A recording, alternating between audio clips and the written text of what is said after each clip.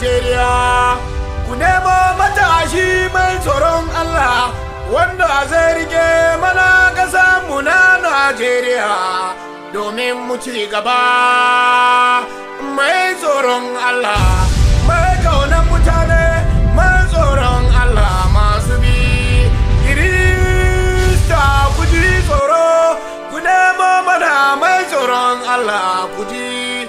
Masallata ku ji tsoron Allah, ku nemo mana matashi wanda zai rike Najeriya ku ji.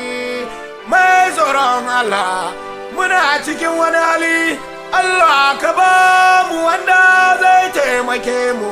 Annabi Musa na wannan zamani.